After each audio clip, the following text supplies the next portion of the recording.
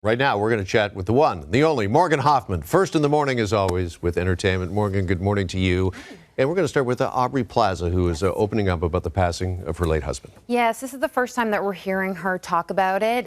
She lost her husband, Jeff Baena, in January of this year due to suicide. And so we didn't really see her at anything, really, for the past couple of months. We started seeing her on some red carpets and at some premieres, but this is the first time that she's talking about it. So she opened up on her former Parks and Recreation co-star Amy Poehler's podcast, Good Hang. And here's a clip about how she describes how she's getting through everything right now. I feel really grateful to be moving through the world. I think like I'm okay, but you know, it's like a daily struggle, obviously.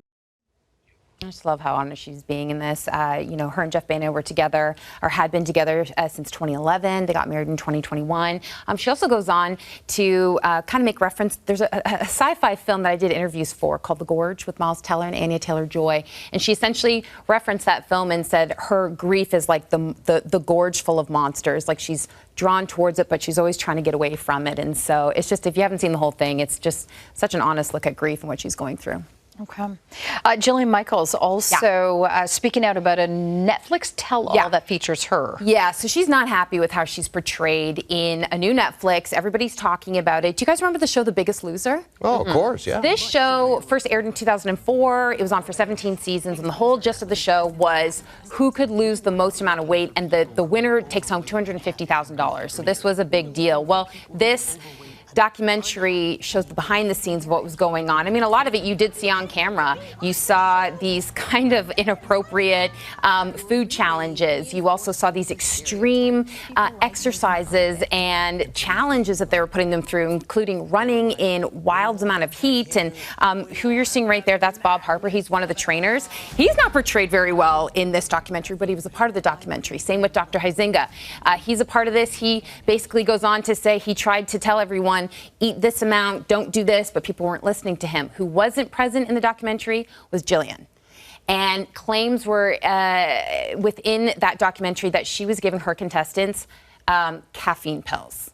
She has since come out and said that those claims are false, that she wasn't doing that, because a lot of the contestants would talk about how they were dealing with extreme dehydration. One contestant said he didn't eat for 10 days leading up to the final weigh-in because that's how much he wanted to win.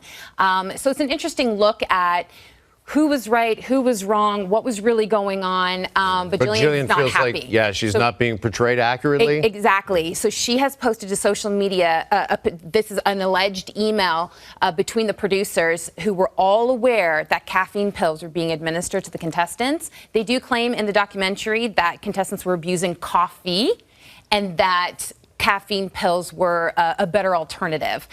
So this is what she's posting, because in the documentary, they claimed that nobody knew caffeine pills were being administered and that this was just a Jillian thing. Okay. So she's like, that's actually not true. But what's tricky is she wasn't a part of the documentary, so she didn't get to explain. And so a lot of the audiences also kind of come to conclusions that like maybe she wasn't a part of it because she's not happy, or like how can she defend kind of what she did? As far as we know, Jillian said that she's potentially, she told TMZ she's potentially going to take legal action against Netflix in this documentary. Okay, so perhaps more to come there. Yeah. Finally, we're going to talk about Taylor Swift, because she's known for her Easter eggs. And I went down a rabbit hole yesterday with this, because a lot of fans are now speculating that she is the Super Bowl halftime performer because of some clues that she gave during her podcast with Travis Kelce. Yeah, with Travis Kelce, her brother Jason Kelce, and the Heights podcast that they were on, where she revealed this new album that she's putting out. Here we go. We're going to put up some quote boards. I want everyone to pay attention. In the podcast, Taylor talks about her love of baking. She says, I'm really talking about bread 60% of the time now. Why 60% is something you should pay attention to. Next year will mark the 60th Super Bowl. Ding, okay. Which will take place, right? Which will take place at the San Francisco 49ers home turf at Levi's Stadium. Right. We're going to come back to that. Okay. So another Super Bowl Easter egg, Taylor thanking Travis's brother, Jason. He gave this big introduction to her before Taylor started talking on this podcast. And Taylor goes, thanks for screaming for 47 seconds during my introduction.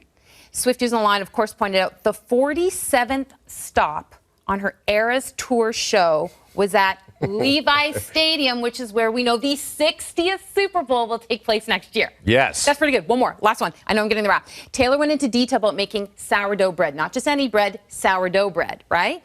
Well, some theorize that the 49ers mascot is sourdough, Sam. Right? Who So there we knew? go. All right, listen, this is a shut and close case. Yeah. Book it. Taylor Swift, Super Bowl halftime show, and the Chiefs make it to the Super Bowl as well. Wouldn't that be something? Travis playing, her performing. Yes. At this point, I don't know how she's not going to be because this is pretty good. Thanks for the Easter eggs, everybody. Thanks.